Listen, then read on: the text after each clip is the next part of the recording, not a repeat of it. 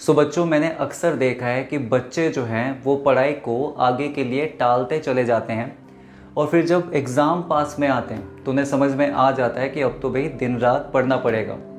और वो पढ़ते भी हैं, ठीक है, रात रात को जाग कर पढ़ते हैं, अर्ली मॉर्निंग सुबह उठ के पढ़ते हैं। लेकिन जब रिज़ल्ट आता है और रिज़ल्ट में वो देखते हैं कि हम अच्छा स्कोर जो है वो नहीं कर पाए, अच्छे मार्क्स नहीं लेकर आ पाए, तो उनकी अक्सर ये शिकायत रहती है कि हमने तो दिन रात पढ़ा था बट हमारे जो मार्क्स हैं, हमारे जो स्कोर हैं वो अच्छे नहीं आए।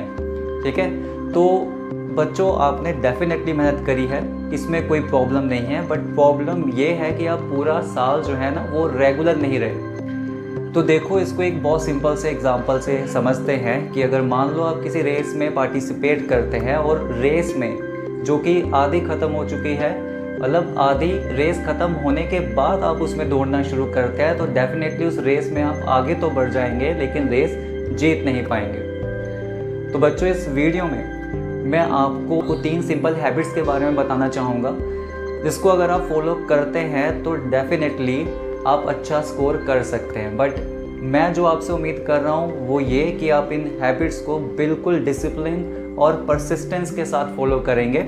तो क्या है ये 3 स्टेप्स, देखते हैं। सो आपका जो स्टेप नंबर 1 है वो है complete your homework on time. तो जब भी स्टूडेंट्स आपको कोई होमवर्क मिलता है तो आपका ये मोटिव होना चाहिए कि आपको वो होमवर्क जो है वो सेम डे करना है। अगर मान लीजिए आपको कोई थियोरेटिकल चैप्टर आपने जो था वो पढ़ा है तो आपको घर पे आके उस चैप्टर को रिपीट करना है। और टॉपिक्स को क्या कहते हैं, जब आप रिपीट करेंगे तो आप देखेंगे कि आपको कुछ टॉपिक जो है वो बहुत अच्छे से समझ में आ गए हैं, लेकिन कुछ में आप अभी भी फंस रहे हैं, यानी कि आपको अभी भी दिक्कत हो रही है। तो अगर आप उसको सेम डे रिवाइज कर लेंगे तो डेफिनेटली कल जाकर आप टीचर से उसको डिस्कस कर पाएंगे। और वहीं अगर आपने कोई प्रैक्टिकल सब्जेक्ट पढ़ा था, यानी कि आपने मैथ्स करी थी या अकाउंटेंसी करी थी, तो आपको वो क्वेश्चंस जो टीचर ने आपको करवाए होंगे उसे घर पर आके रिपीट करने हैं। और जब आप उसको रिपीट करेंगे उसके बाद जो होमवर्क में क्वेश्चंस आपको दिए हैं वो करने हैं। तो जब आप वो क्वेश्चंस करेंगे तो अगर वो क्वेश्चन आपसे स्मूथली जो है वो सॉल्व हो जाते हैं तो दैट मीन्स आपका वो टॉपिक जो है वो क्लियर है। लेकिन अगर आपको वो सॉल्व करने में दिक्कत आती है तो कोई प्रॉब्लम नहीं है, नॉर्मल बात है। आप उसको जितना समझ में आ रहा है उतना करें और अगले दिन जाकर उसको टीचर से डिस्कस करें। जब आप रोज़ अपना होमवर्क कंप्लीट करेंगे तो आपकी एक अच्छे से प्रैक्टिस होती चले जाएगी।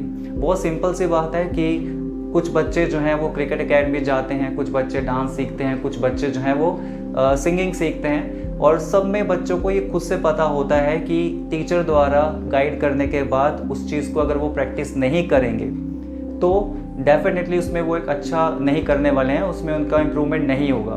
बट बस पढ़ाई के मामले में थोड़ा सा बच्चे रुक जाते हैं और प्रैक्टिस नहीं करते हैं। तो आपको सबसे पहला जो काम करना है वो यही करना है कि आपको अपना जो होमवर्क है वो समय पे कंप्लीट करना है। सो बात करते हैं स्टेप नंबर 2 की। स्टेप नंबर 2 ये है कि आपको 2 से 3 क्वेश्चन अगले टॉपिक के खुद से सॉल्व करने हैं। अब इससे क्या होगा, इससे ये होगा कि आपकी जो प्रॉब्लम सॉल्विंग स्किल्स हैं वो इम्प्रूव होंगी।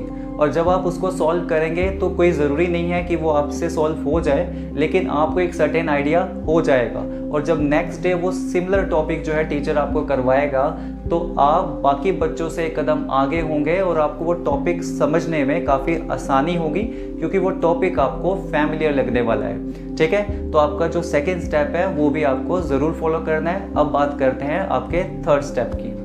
सो आपका जो थर्ड स्टेप है वो ये है कि आपको क्या करना है, आपको अपने नोट्स को प्रिपेयर करना है हर चैप्टर को ख़त्म करने के बाद।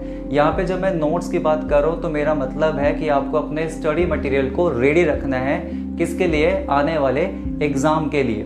तो जैसे ही आपको कोई चैप्टर ख़त्म होता है उसके जो एक्सरसाइज क्वेश्चंस हैं उसके आंसर आपके एक जगह पे होने चाहिए। उसके अलावा कुछ एक्स्ट्रा क्वेश्चंस जो आपको करवाए गए हैं उसके आंसर भी आपके पास होने चाहिए।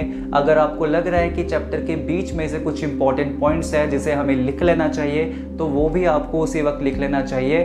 तो जब आप अपना सारा मटेरियल एक जगह कलेक्ट कर लेंगे तो एग्ज़ाम से पहले आपको उसे सर्च करने की, इधर उधर खोजने की ज़रूरत नहीं पड़ेगी। ऐसे में आपका जो फुल फोकस होगा वो उसको बस प्रैक्टिस और रिवीजन करने में होगा और डेफिनेटली आप अपने पेपर में, अपने एग्ज़ाम में अच्छा स्कोर कर पाएंगे। सो बस ये 3 स्टेप्स अगर आप जो हैं अपनी हैबिट्स में उसे इंक्लूड कर लें तो आपकी परफॉर्मेंस डेफिनेटली जो है वो बेटर हो जाएगी। तो अभी मुझे कमेंट में लिख के बताइए कि कौन कौन इन 3 स्टेप को आज ही से फॉलो करने वाला है। ठीक है, तो मिलते हैं नेक्स्ट वीडियो में।